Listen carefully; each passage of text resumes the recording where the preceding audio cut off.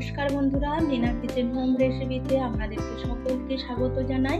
আশা করি আপনারা ভালোই আছেন, আমিও ভালো আছি। রান্নার রেসিপি নিয়ে আপনাদের কাছে চলে এসেছি।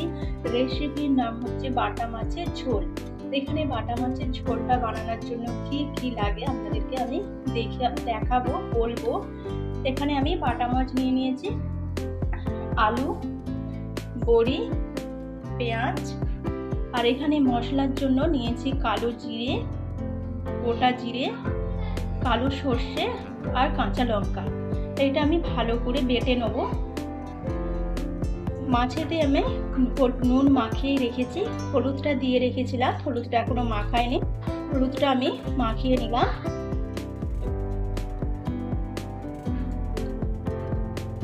ভিডিওটা অবশ্যই দেখবেন, আশা করছি আপনাদের কাছে ফার্স্ট থেকে শেষ পর্যন্ত দেখার জন্য অনুরোধ করলাম। এখানে আমি সব মশলাগুলো, উপকরণগুলো দিয়ে দিলাম।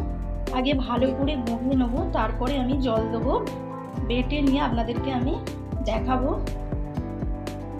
এখানে গ্যাসটা চালু করে দিয়েছি, কড়াটাও বসিয়ে দিয়েছি। কড়ার মধ্যে সর্ষের তেল দিয়ে দিলাম।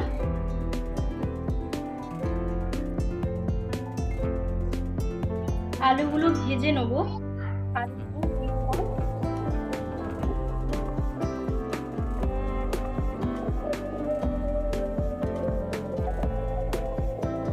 হাফ চামচ হলুদ দিয়ে দিলাম।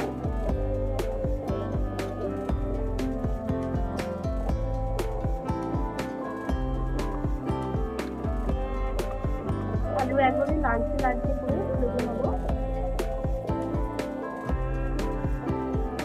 নুন দিয়ে দিলাম।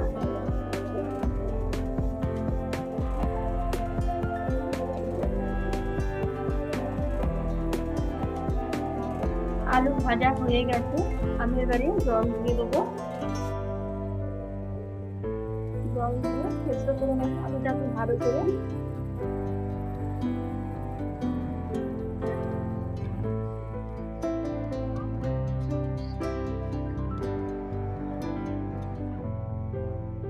আলুটা চাপা দিয়ে দিলাম। 1 মিনিটের মতন আমি চাপা দিয়ে রাখবো, তারপরে খুলে দেখবো কতটা কি আলুটা সেদ্ধ হয়েছে।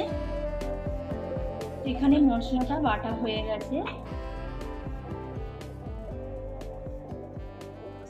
ঢাকনাটা খুলে দেখবো আলুটা কতটা কি সেদ্ধটা হয়েছে।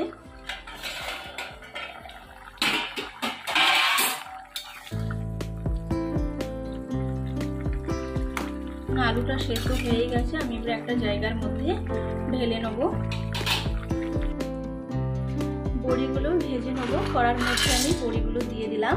এখন আমি তেল দেবো না, লালচে লালচে হয়ে যাবে, তারপরে আমি তেলটা দেবো। বড়িটা লালচে লালচে ভাব হয়ে গেছে, আমি এবারে তেল দেবো।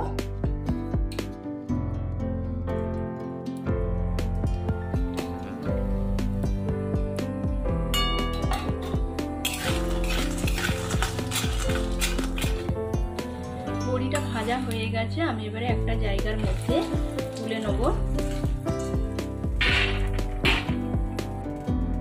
বাটা মাছগুলো এবারে আমি ভেজে নেব। বাটা মাছ দিয়ে দিলাম কড়ার মধ্যে।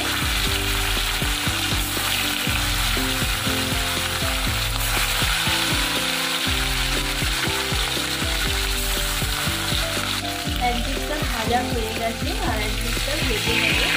উল্টে দেবো এভাবে আমি।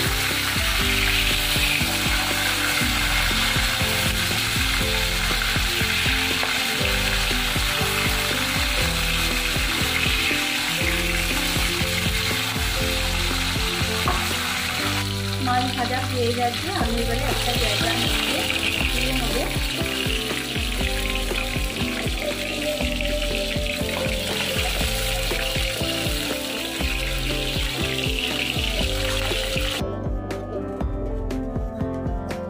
অল্প করে কালো জিরে দিলাম, কাঁচা লঙ্কা, পেঁয়াজ কুচি।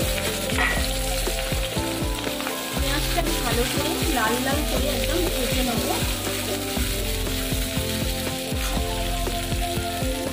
সামান্য নুন দিলাম, যাতে পেঁয়াজটা নরম হয়ে যায়, তার জন্য আমি নুনটা দিলাম। পেঁয়াজ লাল লাল করে ভাজা হয়ে গেছে। এখানে যে আমি মশলাটা বেটে রেখেছিলাম সেই মশলাটা আমি দিয়ে দিলাম, বাটা মশলাটা দিয়ে দিলাম, হলুদ দিয়ে দিলাম হাফ চামচ,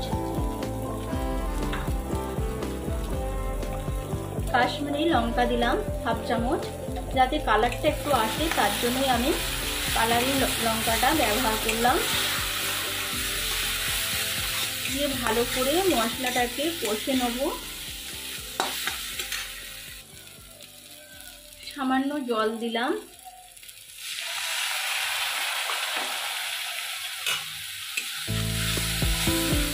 ভালো করে মশলাটাকে কষে নেব। মশলা থেকে তেল ছেড়ে দিয়েছে, যেহেতু মশলা থেকে তেল ছেড়ে দিয়েছে, এখানে যে আমি আলুটা সেদ্ধ করে রেখেছিলাম সেই আলুর সেদ্ধটা আমি দিয়ে দিলাম।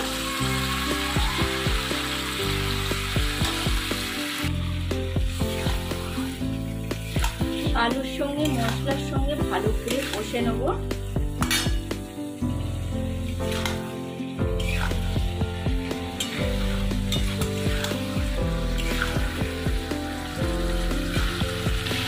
ভেজে রাখা বড়িগুলো দিয়ে দিলাম।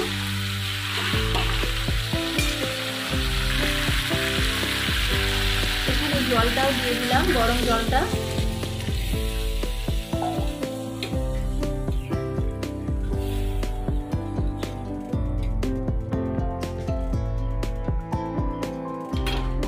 ঝোলটা ফুটলে তারপরে বাটা মাছগুলো আমি দেবো। এখানে ঝোলটা ফুটতে চালুই করে দিয়েছে। বাটা মাছগুলো এবারে আমি দিয়ে দিলাম।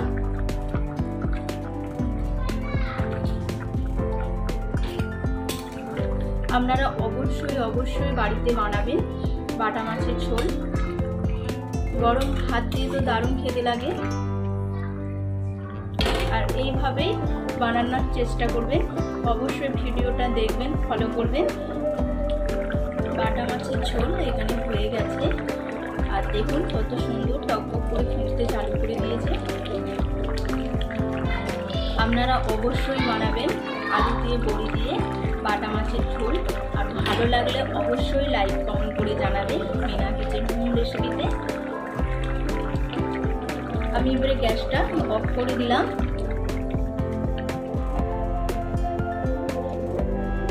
বাটা মাছের ঝোল হয়ে গেছে, আমি আর ঢালছি না, কড়ার মধ্যেই রেখে দিয়েছি।